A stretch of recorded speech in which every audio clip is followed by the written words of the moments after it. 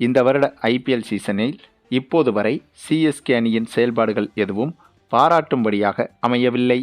ஆனால் இப்போது சிஎஸ்கே நிர்வாகம் செய்துள்ள ஒரு செயல் உச்சக்கட்ட பாராட்டை பெற்றிருக்கிறது. ஆமாங்க, அதற்கு காரணம் இந்த வருட ஐபிஎல் சீசன் தொடங்கி முதல் போட்டியில் வெற்றி பெற்றதை அடுத்து அதற்கு பிறகு தொடர்ச்சியான தோல்விகளை சந்தித்து வருகிறது நம்முடைய சிஎஸ்கே அணி. அதற்கு மிக முக்கிய காரணம் சிஎஸ்கே அணியின் பேட்டிங் என்பது ஒரு புறம் இருந்தாலும் பவுலிங்கும் முக்கிய காரணம்தாங்க. ஏனென்றால் சிஎஸ்கே அணியின் பழைய வீரர்களான மகிஷா தீக்ஷனா, துஷர் தேஷ்பாண்டே உள்ளிட்ட ஒரு சில பந்து வீச்சாளர்கள் இந்த சீசனில் சிஎஸ்கே அணியில் இடம்பெறவில்லை. அதற்கு காரணம் நடந்து முடிந்த மெகா ஏலம். இந்த மெகா ஏலத்தில் சிஎஸ்கே அணி வீரர்கள் மற்ற அணிகளுக்கு சென்றுவிட்டனர். அந்த வகையில் சிஎஸ்கே அணிக்கு இந்த வருட சீசனில் கிடைத்த முக்கிய வீரர்கள் என்றால் அது சாம் கரன், அஸ்வின், ஜேமி ஓவர்டன், கலீல் அகமது மற்றும் மதிசா பதிரனா. இவரை எடுத்து நாதன் எலிசையும் சேர்த்து கொள்ளலாம். ஆக இவர்களை நம்பித்தான், அதாவது இவர்களின் பந்து வீச்சை நம்பித்தான் சிஎஸ்கே அணி இந்த சீசனில் முழுமையாக களமிறங்கியது. ஆனால் இவர்கள் யாருமே இந்த சீசனில் இப்போது வரை சிறப்பாக என்று சொல்வதை விட கொஞ்சம் கூட சிறப்பாக பந்து வீசவில்லை. நூர் அகமது மட்டுமே சிறப்பாக பந்து வீசி வருகிறார்.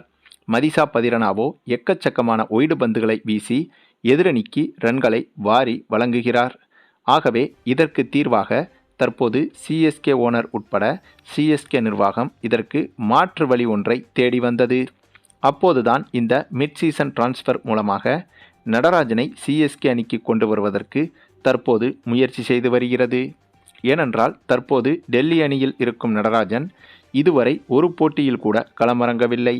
இன்னும் 3 போட்டிகள் வரை நடராஜன் களமிறங்கவில்லை என்றால் கண்டிப்பாக மிட் சீசன் டிரான்ஸ்ஃபர் மூலமாக சிஎஸ்கே அணி நடராஜனை கொண்டு வருவதற்கு வாய்ப்புகள் அதிகம். அதற்கான பேச்சுவார்த்தையும் கூட தற்போது டெல்லி அணியோடு நடந்து வருகிறது.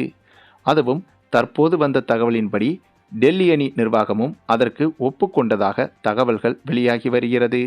மேலும் நடராஜன் மட்டும் சிஎஸ்கே அணிக்குள் வந்தால் பவர் பிளேயில் சிறப்பாக பந்து வீசுகிறாரோ இல்லையோ கண்டிப்பாக டெத் ஓவர்களில் சிறப்பாக பந்து வீசி விடுவார்.